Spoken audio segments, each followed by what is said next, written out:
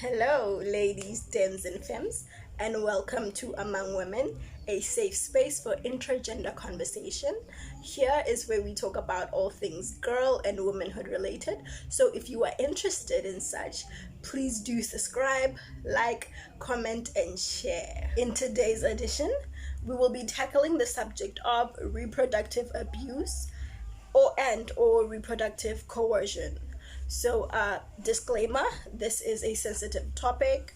So, trigger warning, please you're advised to tread with caution, to tread cautiously. Yes, that is a better way of saying it. And as always, I have notes. So if you see me looking down, that is what I'm looking at. And I will also be linking the operational definitions as well as any sources I use on this side of the screen. So, the definition of reproductive abuse is reproductive abuse is when someone tries to control your reproductive choices in order to control your life. It is at times often called reproductive coercion, and where they differ is that reproductive coercion is when a person tries to persuade someone to do something by using threat or force, right?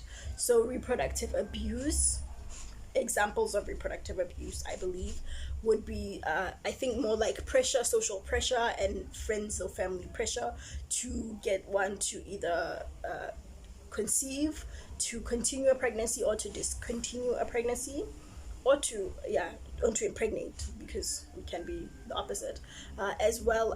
Whereas reproductive coercion would be more violent in nature and malintent in nature, in the sense that it could be someone literally forcing you to terminate a pregnancy, to conceive, or to continue with a pregnancy through the force, through threats of violence, or through physical force, whether it be like maybe restraining you to a particular area so you would not be able to terminate a pregnancy if that is something you wanted to do. So reproductive abuse, though it is harmful, would not be violent in nature, whereas reproductive coercion would be. This is just my understanding of the two definitions. So this video is actually a response to the previous week's video. For those who have not seen it, I will link it somewhere here. If not, you can just be on the channel, click on the channel, and try and watch it. And so in the previous week, I had asked the question, are women people? And my response to that question is yes, right? Women are people.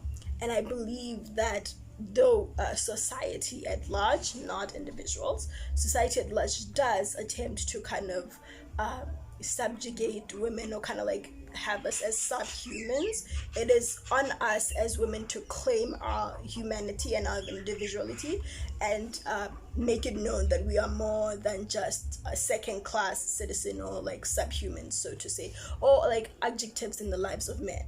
Right, which is, I think, something I discussed in the previous video, is how women are always viewed relationally.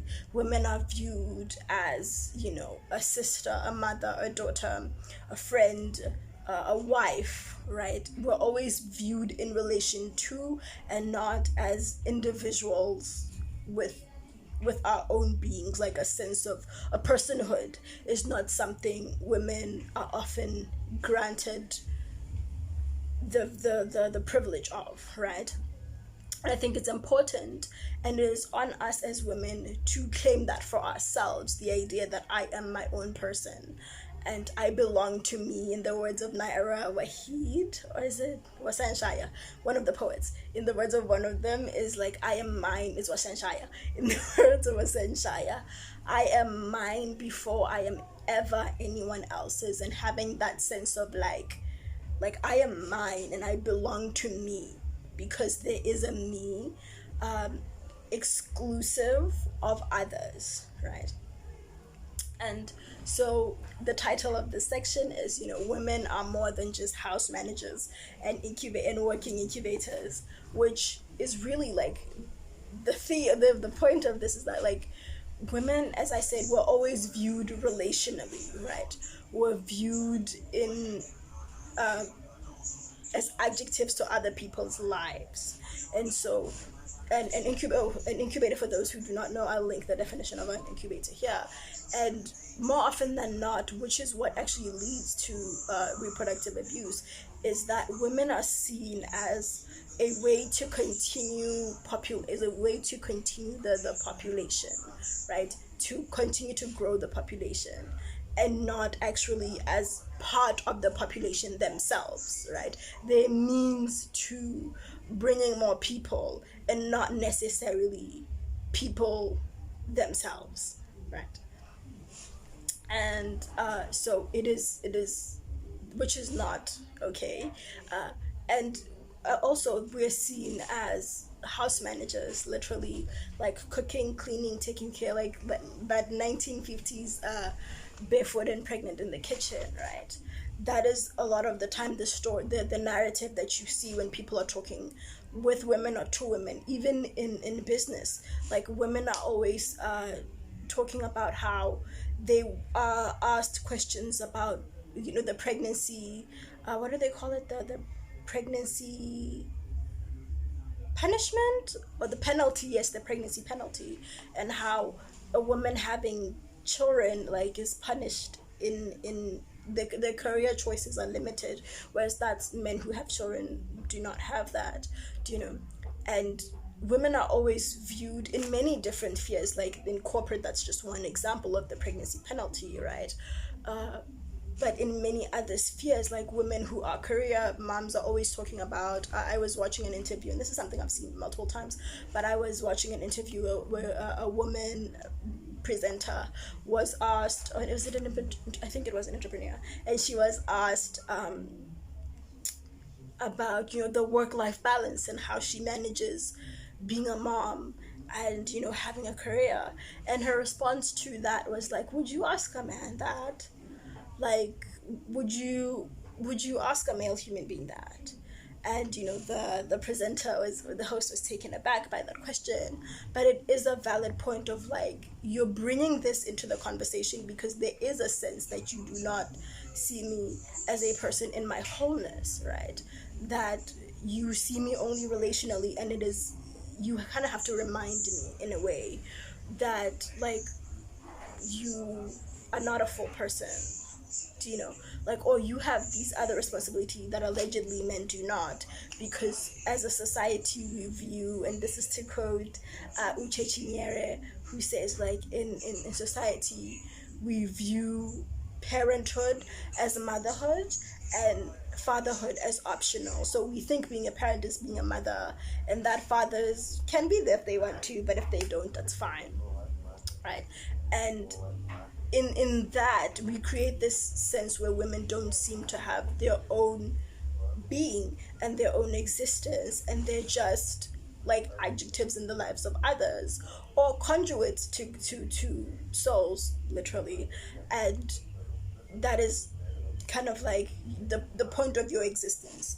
The point of your existence is to serve others, is to cook, clean, take care of kids, or be a sexual object, and take care of kids, as well as to have said kids, right? And I think it is important for women to push back against that by owning their bodies and being very intentional in the message that, like, I am my own person, and I belong to me before I belong to anybody else, and I live for me. Like, not even to cater to the male gaze or the female gaze, because even that is still external, right? It's something outside of yourself, which makes your existence something that is for others, or others other than you. English, yes. It, even whether it is the male gaze or the female gaze, it's still an external view of you. And I do believe it is important for us as women to claim a sense of self that is ours, like an internal gaze, if that is like a correct term, as opposed to catering to this binary male female way of viewing things, and like, oh, like, when I do this I'm catering to the male gaze, and when I do that I'm catering to the female gaze. Like, can I cater to my own gaze, and not in a way that is, because I know some of y'all will do this, and not in a way that is doesn't care of other people or is inconsequential of other people's lives and feelings and, you know, well-being. I'm not saying that people should be out here harming other people. I'm by no means advocating for that, but I'm saying that, like, I should not, as a female human being, wake up and get dressed with other people in mind. It doesn't make sense, right? I should be thinking about me and what I want. Unfortunately, in the world we live in, women have to think about other people, both male and female, and other genders. But in the context of this, we'll deal with the binary male and female, because it affects how you live, right? The way you dress, you might feel like wearing a cute dress, but depending on where you are, once you walk out of the house, like, that is, it's for you and it's yours as long as you are in the confines of a space where you are alone. The minute you step out of the house, or even not even outside the house, like even your own household, depending, you know, how many people you live with, or you live by yourself and the kinds of people that you live with, right? It is no longer for you, right? And the idea that, like, now you must be cautious of how, even in getting dressed and putting clothes on your body, you must be cautious on another person's perspective and view of you, is a removing of you from yourself. It's stealing you from you, because even something as, I think, personal as getting dressed is it's not even about you. Even though you're doing it to you, for you, it's not even about you, right? And so, like, I believe it's up to, I'm not trying to tell people how to live their lives. What I'm saying is that as women, and how you do it is up to you, but as women and people who identify as female, it is up to you to claim your personhood for you. However you wish to do that is your prerogative. But it is imperative that we, in all of us, claim our individuality for ourselves. And so with regards to reproductive abuse and coercion, it comes into play if people view you primarily as an incubator, like a living, breathing incubator, as well as a caretaker, a house manager, and really a caretaker. You are then pushed into situations where your life is in danger, honestly, because there is the push to be like, well, this is what you're here for, and this is what you do, so why are you not doing it, right? So reproductive abuse and coercion can be perpetuated by different and multiple individuals and or groups, right? So it can be like one person in an intra personal relationship, or it can be like a social, like multiple factored situation where a person may feel pressured or even coerced into having a child or not having a child, right? Or reproducing is a better way of saying it, reproducing, right? And so in the context of romantic relationships, I will be mostly speaking in the sense of like heterosexual relationships, though the examples can apply to queer relationships or non-heterosexual relationships as well, right? So for example, in a romantic relationship, there could be pressure for one to conceive, right? Let's say a male partner, whether married or unmarried, would like their female partner that they are with, whether married or unmarried, to have a child with them. And there is there is obviously, like, I believe things should be discussed, and there is a difference between having a discussion with your romantic partner about like, hey, I want kids, right? And you could say, yeah, I want kids too, like if it's a two-person conversation, I also want kids, but maybe not now, or actually no, I don't want kids, and what that means for your relationship. Does that mean one of you is going to have to compromise, or it's a situation of like, actually maybe we're not compatible and we have to go different ways? There's a difference between that, right? and someone pressuring another person to have a child, whether it is the male partner or the female partner, because there are situations of female partners, again, non-binary description. I am aware that there are multiple genders in a but in a binary sense, where there is a female partner that could either pressure a male partner to have a child or just fall pregnant without the other partner's consent, and now you are a parent even though you necessarily didn't want to be, right? And so there's a difference between that. So I'd like to make it clear that there's a difference between having discussions about whether or not you want to have kids and what that means for your relationship, and someone being pushed and pressured into doing something they're clearly communicating that they are not interested in doing, right? And so that could look like, as I said, conversations of trying to pressure one to have children. And this could include emotional manipulation. Something I've seen and have experienced myself is where people almost question your character, your compassion, and the idea of like, what kind of woman doesn't want to have kids? That must mean you are evil-hearted. That must mean you are like we say that, because what kind of woman doesn't want to have kids? And you almost have to prove that you are a kind person, that you are a nice person. Like, nice is may not be the word, but you are kind and you are capable of love, and even though you actually are, but because you are saying, I don't want to have children, or I don't want to have children right now, there is a question and a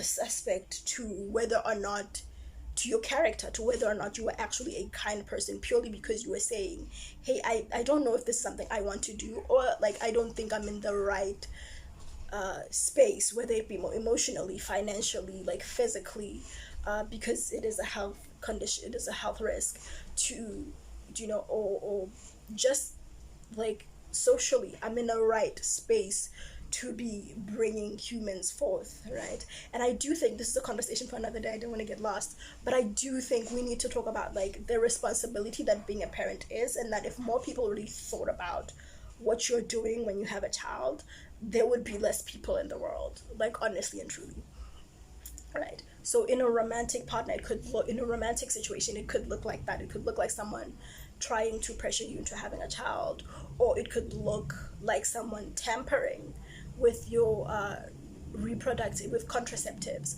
whether it be tampering with the condom, or not refusing to use a condom, or tampering with your birth control, like refusing that you use birth control, or tampering with it without your permission in order to get you to fall pregnant, right?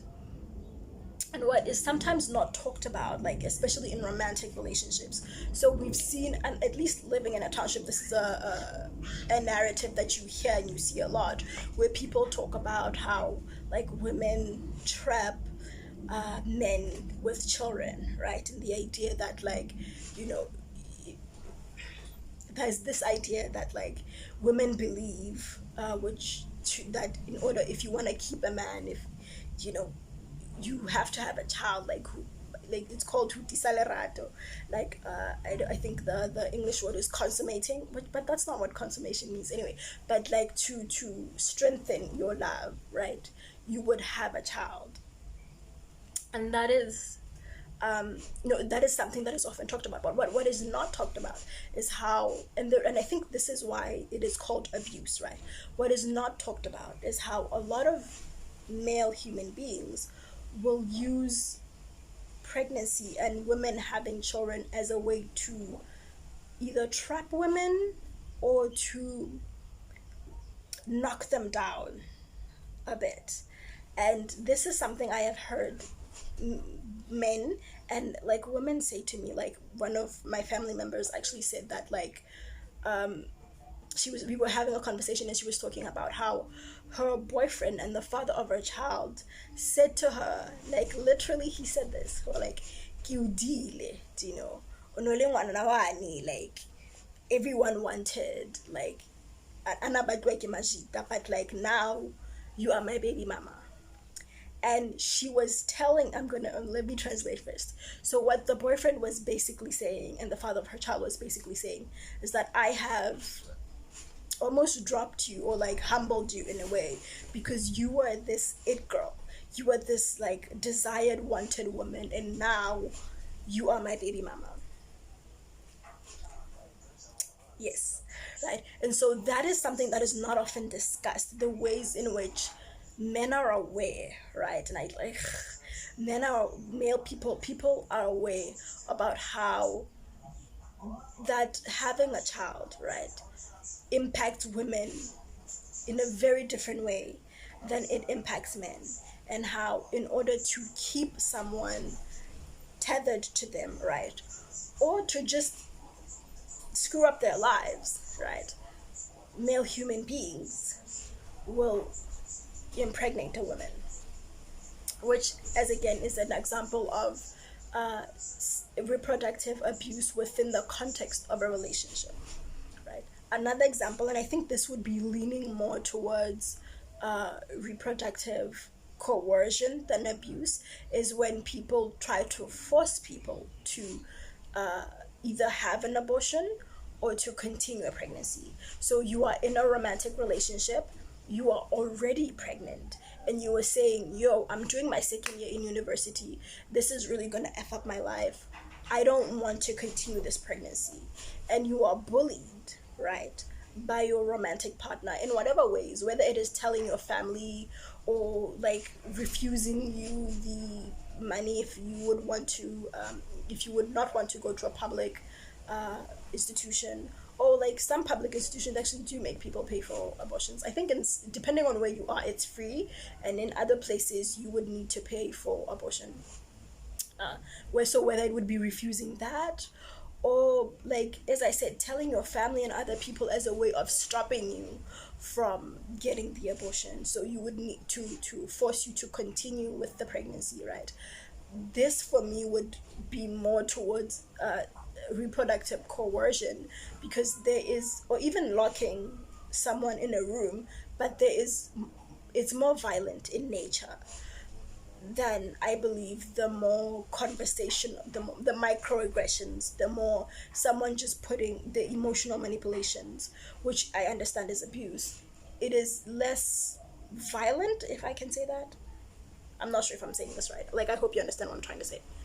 So those would be the examples of both reproductive abuse in a romantic situation, as well as reproductive coercion in an interpersonal, single person, no, I'm sorry, two people, inter romantic relationship, right? Other people who may, or other perpetuators of reproductive abuse and coercion would include family. So I am a young woman myself who is, unmarried and doesn't have children, and I have often received, not just from friends, which I'll get to that in a second, but even family of uncles asking, when am I going to have umchana utlaningi, parents that have demanded grandchildren, like both parents, my mother and father, who have demanded that I make them a grandparent, and when am I having a child so they may be grandparents. That is an example of reproductive abuse. Someone demanding that you put your body through the health risk that a pregnancy is, and a pregnancy is a health risk. People die from being pregnant. Anything from an ectopic pregnancy to pregnancy related high blood pressure to hemorrhaging, right? And bleeding out during birth. Like, pregnancy is a health risk. So someone demanding that you put your body and your health at risk so they can call themselves a grandfather or a grandmother or an aunt or an uncle. This is a form of reproductive abuse. Right? And this social pressure on people to have children, and even like a questioning of people's, as I said, womanhood, but also manhood, and questioning whether or not you have the capacity to conceive. Like people saying, maybe something's wrong, we should go see someone, because because you haven't fallen pregnant, and the idea that you could actually be intentionally choosing to abstain from either being pregnant or being impregnated, right? Like, it's just like, it's not a real concept that people understand. So, and the idea that something's wrong. And with regards to family, like family members saying, yo, or a brother or like a sibling or cousin saying, ah man, my daughter needs a cousin, when is my daughter getting a cousin? Like, what? What is wrong with you people? So that is another form or a way in which reproductive reproductive abuse is perpetuated by family members, right? It can also be perpetuated by friends or colleagues, or what we would call like associates, right?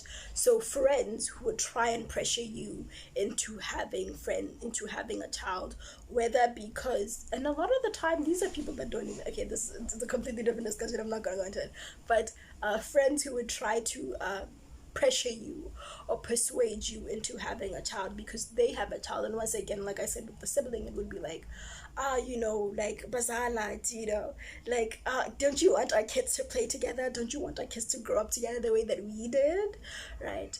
That again, there's a difference between, I think it's important to know tone and intention and intentionality. I think there's a difference between a conversation, going back to what I said, there's a difference between a conversation where someone is just expressing a desire and it is being communicated and a conversation has, as opposed to someone pressuring another person into doing something someone is clearly communicating that they're not interested in doing, right? There's a difference between a conversation between friends or siblings or family members, even in jest, and someone saying, oh, I can't wait to be a grandmother, oh please, like I can't wait for you to have a child so our children, my daughter can have my daughter or my son can have a cousin, and our friends saying, don't you want our children to grow up together? And there's a difference between that and someone, when you have expressed it, right? Someone is saying, when is it happening? When are you popping that baby out? And you saying, no, not now, maybe in 3 or 4 years time, or actually no, I don't want that. And someone continuing to do that even after you've expressed that you're not interested in that, that is when we have crossed into reproductive abuse and or coercion. So I need that to be very clear for people who are going to try and be like, oh, like now we can't even have conversations. Let's not, those are different things, right? This person has communicated that they are not interested in doing this. Continuing to bring it up after they've told you that they're not interested in doing this is what makes it abuse. And you'll know that.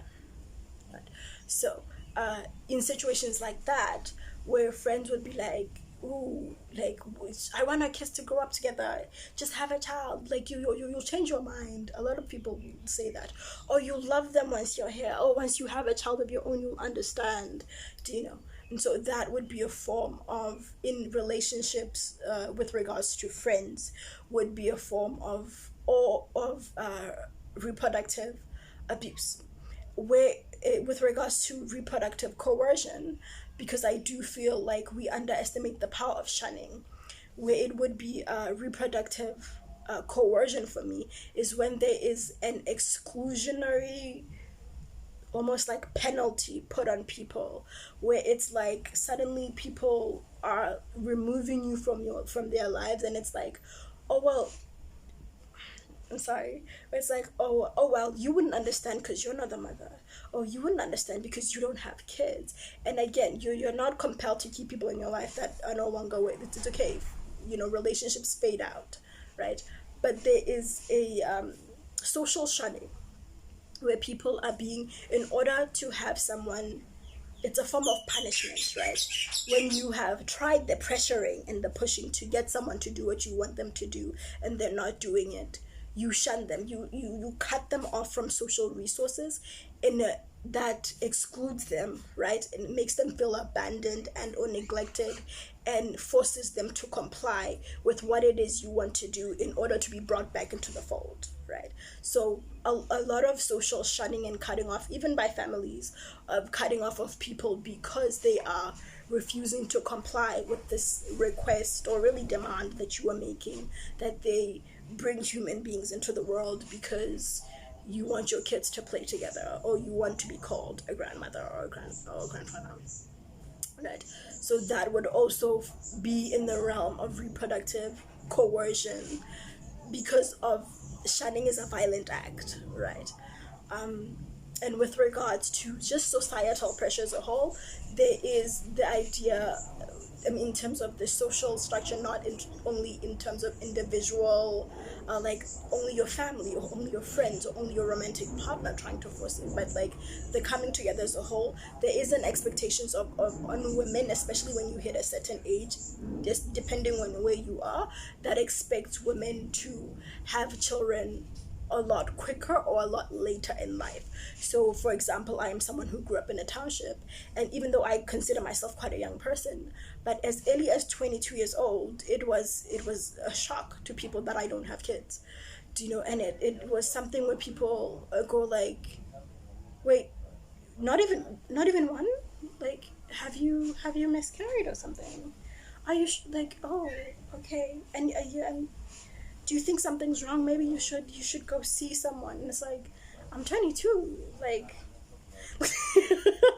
like, I don't understand why y'all are worried, because it is more normal.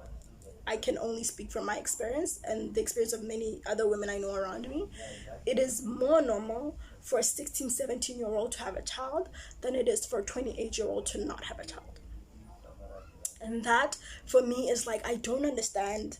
Like, it's like the mind puckering. It's like, it's such a, and I don't understand why it is, that has been normalized and that is okay. But like a child having a child and being responsible for another human being, that has been normalized and that is okay. But someone saying, yo, bringing a human being into the world is a really big responsibility, and I'd like to pump the brakes on that. Like, that is what we go like, well, you are selfish and something is wrong with, like, what? Like, what? Yeah. So that would be the perpetrators of, and the ways in which reproductive, I keep forgetting, reproductive abuse as well as reproductive coercion would be perpetrated, and the people who would do it, right? So it would be, and I think we also, I forgot the last one because I only had four. The fifth one I think would be self, right? I think because of the society we live in, women internalize a lot of misogyny and patriarchal norms. And so even as women, I know I experienced it when I started reaching the age of 25, feeling like I was inadequate or somehow something was wrong with me because I had gotten to this age and I had yet to have a child. And like, me, through the internalized misogyny, like putting that on myself and feeling like, oh man, I need to like, like I need to get on this because, like time's running out. And it's like, you're 25.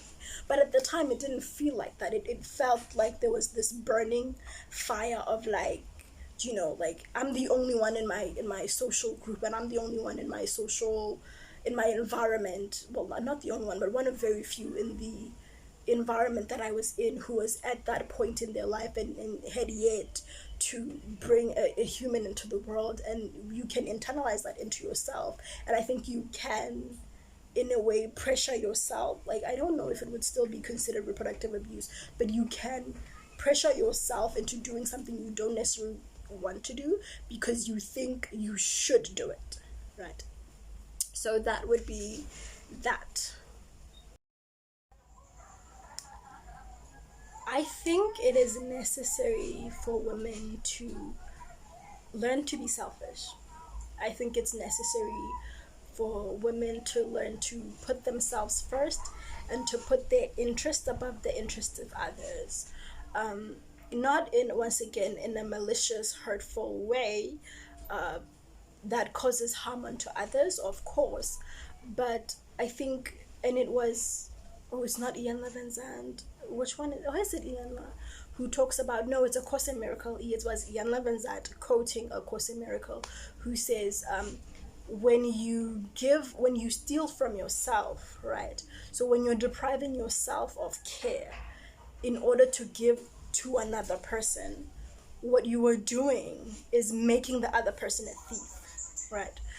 It is not noble. It is not to be looked up to. It is not to be applauded for women to put themselves at risk, to risk their mental, emotional, physical, medical careers, right, and financial well-being in respect for other people. That is not something to be looked up to. Martyrdom is not something to be praised for, and I think it is necessary for women to stop praising themselves and other women for neglecting themselves, right?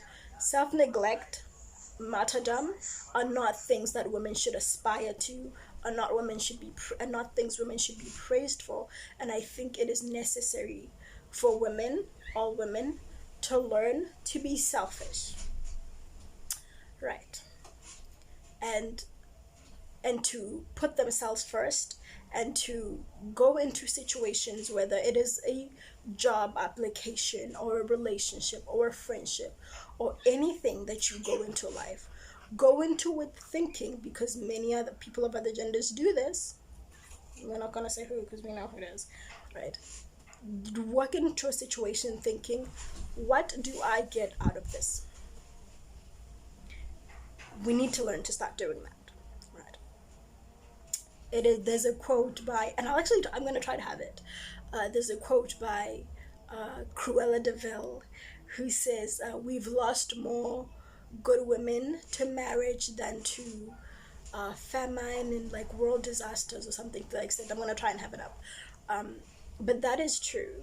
I think, yeah, like women need to learn to be selfish. Women need to learn to put themselves first and their interest, because in doing so, you actually enrich the world. Like, self-sacrificing doesn't actually help others, because you are teaching, especially if you have children. Women with children really need to get this, right? Like, when you do not take care of yourself, right, what you are doing, not only are you abusing yourselves and not taking care of yourself, right, what you are doing is you're also teaching your sons to take advantage of women, because that is what they will model womanness based on, whether they are heterosexual or cisgender or not, right? We model our relationships, all our relationships, based on the relationship we have with our parents, right? And so the relationships we have with ourselves and with others of our gender, we model it based on the relationships we have with the parent who's of our gender. So as a woman, my relationships with women as well as with myself is modeled based on the relationship I had with my mother, right, or have with my mother.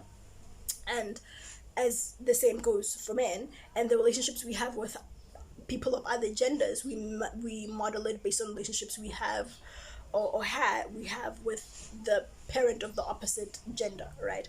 And this goes across all relationships. So it's not just in romantic relationships. How, like, as a woman, how I relate to women who I consider to be friends is still based on how I relate, the relationship model I learned from my mother, because that is how I understand womanhood and womanness, right? Watching them interact with themselves, but also watching them interact with other women, is my understanding of how a woman is and women interact with other women. Watching my father interact with himself as well as interact with other men is my understanding of what a man and a man interacting with other men looks like, right? And so, as a woman who has children, when you neglect yourself, what you are doing is teaching your daughter and your female child, right, to view them, to not take care of themselves, to neglect themselves, right? That's what you're teaching them, right? And you're teaching your sons to not view women as human, because women don't take care of themselves. Like, that's what you're teaching them, that this is how women should be, right? And you're also teaching, so you're teaching them how to relate to other women. So in future, when this child meets, this male child meets other women who were taught to actually take care of themselves by by their mothers, right, and to value themselves, and that they are individuals with their own being, this, you are like, their life is rocked. Their sense, their idea of what a woman is rocked, because that's not what they were trained, right, subconsciously and subconsciously, to believe that a woman is. So that is what you're doing. I'm sorry, but it is. Right? right? And so that is number one, what you're doing. But number two, you're also hurting yourself. Like, you playing small, you being sure, I don't know like what the word is, but like shrinking yourself doesn't actually help the world. It doesn't. It doesn't. So stop doing it, right? And for women who have not, for young women out there, and older generations of women, maybe, well, not that old, I don't know if there are, but like for women who don't have children, let me put it that way. For women who do not have children, like there's so much more to life than being partnered and having children. There's so much more to life, right? And live it. Live your life, right? Part of the reason I am so thankful for my life and I appreciate it, and part of the reason I am able to do the things I've been able to do, right? So I've visited 6 out of the, what is it, 9? Yeah, like 9 provinces that we have in South Africa, and I've lived in 4 of those provinces, right? And a huge part of the reason I'm able to do that, a huge part of the reason I'm able to pack up and leave, right, whenever I feel like I want to, right, is because I'm not tethered to a partner through marriage, nor do I have another human that I'm responsible for. I am able to do that with more ease than someone who is partnered, like being married or in a long-term relationship, or someone who is responsible for another human being that they brought into their world, right? That is not to say that I don't have relationships and I don't have commitments that I do need to consider if I want to, up and leave. That's, or like move somewhere. Maybe up and leave is not the correct way to say that I want to move somewhere. That's not to say that I don't have that. But it is to say that I'm more flexible and more mobile, and I'm able to experience more of this world, and like, I have plans to see more of the world and not just South Africa in the upcoming months. And that is the reason I am able to do that, is because I'm not tethered to another person that deeply, like in the same way. I think that's a better way of saying it, right? So what I can say to women who are not yet married, women who do not have kids, is there's so much life to live. Please do not think that you are a failure, that you are somehow less than, or you haven't lived, or you don't have a life because you don't have a child, or you're not partnered to a person, specifically a male human being. Like, there's so much life to live. So live it, baby. Live it. That is it for today. I hope you enjoyed this episode. I don't know how this is gonna go. I'm gonna do my best in the editing process. It kind of went all over the place, but I will do my best to make it coherent and to keep it on the topic of reproductive abuse, as well as coercion. So let's see how this goes. Thank you for those who made it all the way to the end, and see you next week.